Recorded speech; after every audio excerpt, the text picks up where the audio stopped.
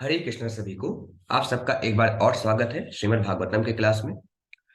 तो लगभग हम चैप्टर नंबर 13 तक देख चुके थे। अब चैप्टर नंबर 14 स्टार्ट करना है, जिसका शीर्षक है राजा बेन की कथा।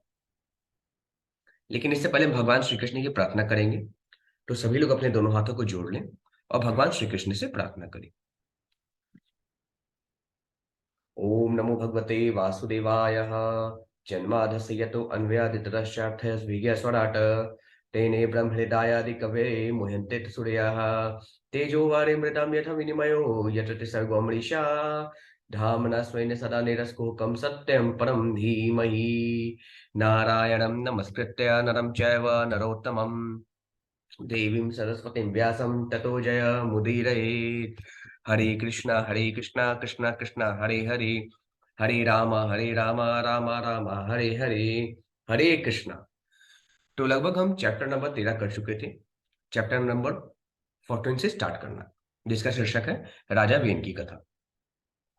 अब यहाँ पे मैत्री मुनि कहते हैं, मैत्री उवाच भृगवादयस्ते मुनियो लोकानां क्षेमदर्शिनः गोपत सती वैनिर्नाम पश्यन्तः पशुषां यताम्। अब यहाँ पे मैत्री मुनि कहते हैं, हे महावीर विदुर, भृगु इत्यादि ऋषि सदैव जनता के कल्याण के लिए चिंतित रहते हैं।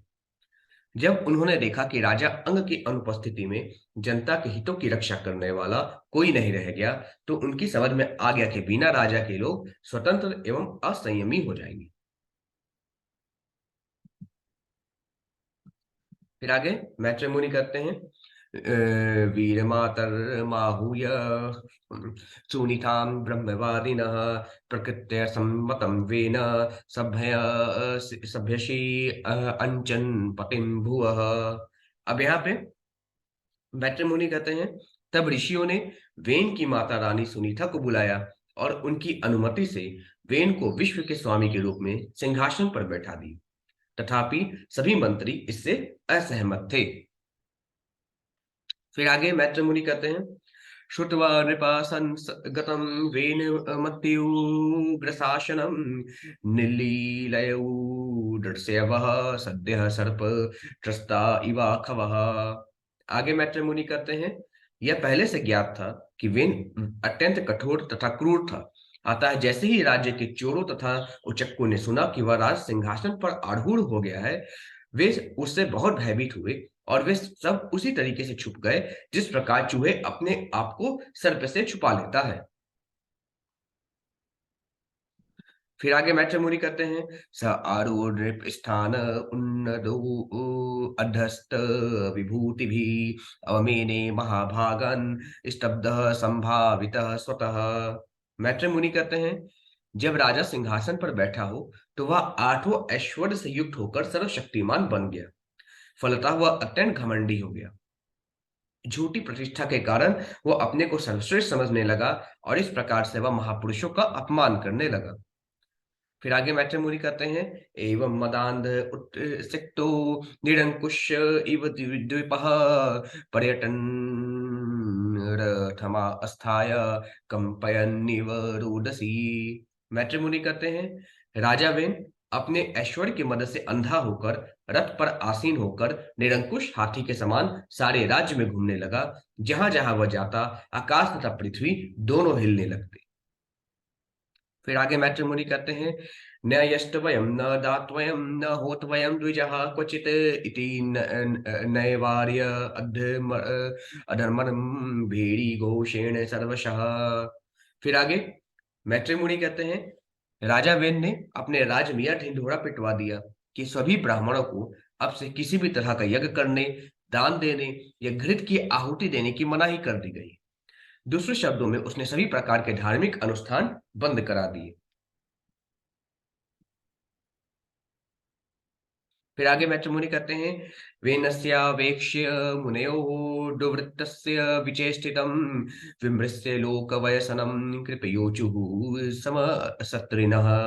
मैत्री मुनि कहते हैं, अतः सभी ऋषिगण एकत्र हुए और वेन के अत्याचारों को देखकर इस निष्कर्ष पर पहुंचे कि संसार के मनुष्य पर महान संकट तथा प्रलय आने वाला है। अतः वे दयावश परस्पर बातें करने लगे, क्योंकि वह स्वयं ही यज्ञों को संपन्न करने वाले थे। फिर आगे मैत्री मुनि कहते हैं, अहो उभयत प्राप्तम लोकस्य वयसनम महत दारुण्यु भयतो दीप्ते इव तस्कर पालयो। अब मैत्री मुनि कहते हैं, ऋषियों ने परस्पर विमर्श करके देखा कि जनता दोनों ओर से विकट स्थिति में है। जब किसी लट्ठे के दोनों सिरों पर अग्नि प्रज्वलित रहती है तो बीच में स्थित चींटियां अत्यंत विकट स्थिति में रहती हैं। इसी प्रकार उस समय एक और अनुत्तरदायी राजा तथा दूसरी ओर चोर उच्चकों के कारण जनता अत्यंत विकट स्थिति में फंसी हुई थी। फिर आगे मैत्री मुनि कहते हैं, अराजक भयादेश कृतो राजात दहर्न ततो अपया सिद्ध भयम तवद्य कथम सयात अस्वसति देहिनाम। मैत्री मुनि कहते हैं, राज्य को अराजकता से बचाने के लिए सोच विचार कर ऋषियों ने राजनीतिक संकट के कारण वेन को अयोग्य होते हुए भी राजा बनाया था। किंतु हाय, अब तो जनता राजा द्वारा ही अशांत बनाई जा रही है। अब ऐसी अवस्था में भला लोग किस प्रकार सुखी रह सकते हैं। फिर आगे मैत्री मुनि कहते हैं, अहेरीव पयः पोषः पोषकस्या पयन अर्थभूत भृत वेनः प्रकृत्य एव खलः सुनीता गर्भ संभवः। अब मैत्री मुनि कहते हैं, ऋषिगण अपने आप में सोचने लगे कि सुनीता के गर्भ से उत्पन्न होने के कारण राजा वेन स्वभाव से अत्यंत दुष्ट उत्पाती है। इस दुष्ट राजा का समर्थन करना वैसा ही है जैसे सर्प को दूध पिलाना। अब यह समस्त संकटों का कारण बन गया है। फिर आगे मैत्री मुनि कहते हैं, निरूपितः प्रजापालः सजिधाम सती वै प्रजः तथापि शांत वयेमामुं नास्मांस्त अत्यपाटकम सपृशेत। मैत्री मुनि कहते हैं, हमने इस वेन को नागरिकों की सुरक्षा के हेतु नियुक्त किया था, किंतु अब वह उनका शत्रु बन चुका है। इन सब न्यूनताओं के होते हुए भी हमें चाहिए कि उसे तुरंत समझाने का प्रयत्न करें। ऐसा करने से हमें उसके पाप स्पर्श नहीं करेंगे। फिर आगे मैत्री मुनि कहते हैं, तद्विद्वदीभरसद्वृत्तो वेनो अस्माभिः कृतो नृपः शांत शांतवितो यदीनो वाचं न गृहस्यत्य यधर्मकृता लोकधिक्कार दग्धम दहिष्यामः स्वतेजसः। मैत्री मुनि कहते हैं, संत सदृश मुनि लोगों ने आगे सोचा, निसंदेह हम उसके दुष्ट स्वभाव से भली भांति परिचित हैं, तो भी हम ही ने वेन को राज सिंहासन पर बैठाया है। यदि हम उसे अपनी सलाह मानने के लिए राजी नहीं कर लेते तो जनता उसको दुत्कारेगी और हम भी उनका साथ देंगे। इस प्रकार हम अपने तेज से उसे भस्म कर डालेंगे। फिर आगे मैत्री मुनि कहते हैं, एव मध्य वसायनम मुनयो गूढ़मन्यवः उपव्रज्या ब्रुवन् वेनम शांत्य शांतवयित्वा च सामभिः। मैत्री मुनि कहते हैं, ऐसा निश्चय करके ऋषिगण राजा वेन के पास गए और अपना वास्तविक क्रोध छिपाते हुए उन्होंने उसे मीठे वचनों से समझाया बुझाया। फिर उन्होंने इस प्रकार कहा, मुनियोचु। ऋषि मुनि क्या करते हैं, राजा वेन से, नृप वर्यः निबोधैत्य धत्ते विज्ञापमाय पयामहो आयुषी श्रीबलकीर्तिनाम तव तात विवर्धनम। ऋषि मुनियों ने कहा, हे राजन, हम आपके पास सदुपदेश देकर लेकर आए हैं और आपका सदुपदेश देने आए हैं। कृपया ध्यान पूर्वक सुने। ऐसा करने से आपकी आयु, ऐश्वर्य, बल तथा कीर्ति बढ़ेगी। फिर आगे ऋषि मुनि कहते हैं, धर्म आचरितः पुंसाम वांग मनः काय बुद्धि भी लोकान विशोकान वितर अत्यथानंत्य मसंगिनाम। मैत्री मुनि कहते हैं, अब सभी ऋषि मुनि समझा रहे हैं राजा बेन को, जो लोग धार्मिक नियमों के अनुसार रहते हैं और जो मन वचन शरीर तथा बुद्धि से इनका पालन करते हैं वे स्वर्ग लोक को जाते हैं। जो समस्त शोकों से रहित हैं और जो उस स्वर्गलोक को जाते हैं जहां पे कोई तरह का शोक नहीं है, कोई तरह का दुख नहीं है। इस प्रकार भौतिक प्रभाव से छूटकर वे जीवन में असीम सुख प्राप्त करते हैं। फिर आगे ऋषि मुनि कहते हैं, सतीमा विनशेदि वीर प्रजानां क्षेम लक्षणः यस्मिन् विनष्टे नृपति रय ऐश्वर्यादवरोहति। मैत्री मुनि कहते हैं कि अब ऋषि मुनि समझाते हैं, अतः हे महान वीर, आपको सामान्य जनता के आध्यात्मिक जीवन को विनष्ट करने में निमित्त नहीं बनना चाहिए। यदि आपके कार्यों से उनका आध्यात्मिक जीवन विनष्ट होता है, तो आप निश्चित रूप से अपने ऐश्वर्यपूर्ण तथा राजउचित पद से नीचे गिरेंगे। फिर आगे मैट्रिमोनी कहते हैं, राजन साध्व मात्यै भयश्चोरादिभ्यः प्रजा नृपः रक्षन्यथा बलिं गृहलन् अन्यः प्रेत्य च मोदते।